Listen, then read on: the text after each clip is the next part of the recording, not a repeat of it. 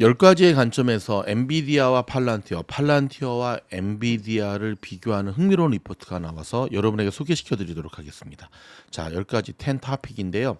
Valuation, Mission, Market Dominance, Growth Potential, Management Talent, Margin, Pricing Power, Component, Market Risk까지. 자, 길지 않습니다. 하나씩 짚어볼 텐데요. 먼저 밸류에이션입니다.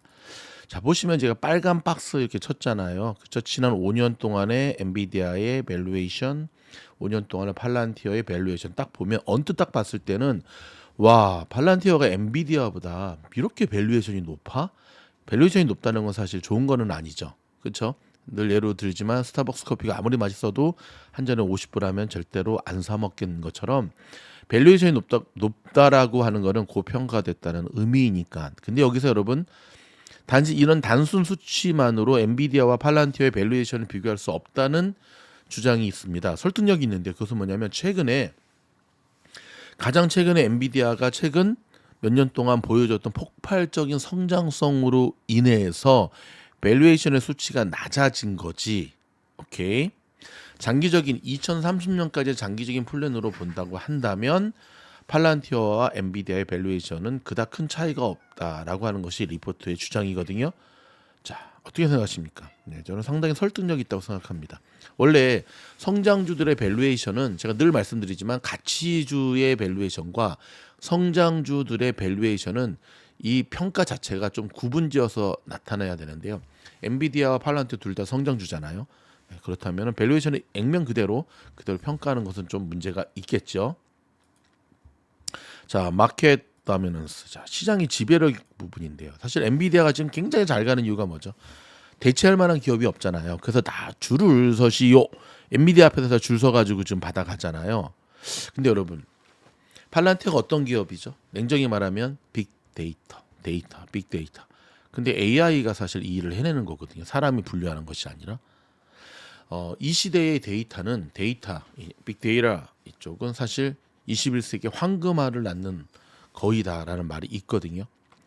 지금 직접적인 AI의 직접적인 수혜로서의 GPU를 생산하는 엔비디아가 지금 수혜를 받고 있지만, 자, 요 시기를 지나면 마치 신문지에 불이 붙고 그게 장작불로 옮겨졌을 때 결국 롱런할 수 있는 것은 신문불인가요, 장작불인가요? 그런 의미에서의 팔란티어에게 높은 점수를 주고 있습니다. 제 이야기가 아니라 이 리포트의 이야기입니다. 그러면 이제 그로스 포텐셜 같은 경우도 보면 엔비디아도 사실은 1 트릴리언. 이야, 이게 마소. 지금 엔비디아가 뭐 시가총액이 어마무시하게 지금 올라가고 있지 않습니까? 근데 이제 단순히 이렇게 비교할 수 없는 게 지금 제가 오늘 올려드린 저희 영상에서도 말씀드렸지만 엔비디아가 이 너무 갑작스럽게 가파르게 올라간 것, 뭐 AI가 거품이 아니냐는 논쟁이 있는데 상당 부분 좀 거품이 껴있죠. 이것이 빠졌을 때는 단순 시가총액의 그것으로 비교하는 데는 의미가 없다는 거죠. 자, 성장의 잠재력으로 봤을 때 팔란티어는 아직 시작도 안 했다라고 바라보는 견해가 굉장히 많다는 것 기억하시고요. 더불어서 뭐 매니지먼트 보면 여기 보면 젠슨 왕, 그다음에 팔란티어 같은 경우는 피터 틸이 창립자고 알렉스 카프가 피터 틸이 알렉스 카프한테 삼고 초려를 했죠. 와서 좀 CEO를 해달라. 잘하고 있죠. 자, 이 부분을 좀 우리가 비교해 봐야 되는데요. 마진율입니다. 지금 현재 엔비디아와 팔란티어의 마진율을 보면 좀 깜짝 놀랐어요.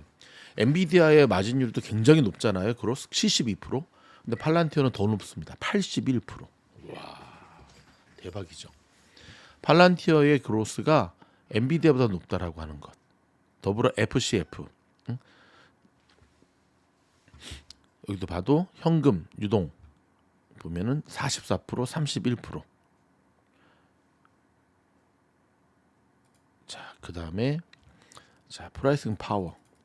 사실 부르는 게 값이란 말이 있잖아요. 엔비디아 같은 경우는. 그래서 마소를 비롯해서 뭐 구글 이런 것들이 지금은 울며 겨자 먹기 식으로 엔비디아의 상품을 사가지만 자체적으로 지금 계속 AI 칩을 개발하고 있는 것 자체가 이 프라이싱 파워를 벗어나고자 하는 위험인데, 그런 면에서 봤을 때 팔란티어도 여러분, 팔란티어의 가장 경쟁적 기업이 스노우플레이크죠.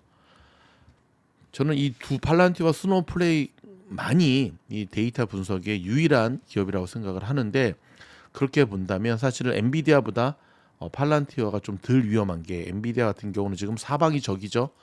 뭐 AMD, 인텔, 아까 말씀드린 대로 마소, 구글, 뭐 아마존 다 치고 올라오지만 팔란티어 같은 경우 현재 스노우플레이크가 팔란티어밖에 없다는 사실.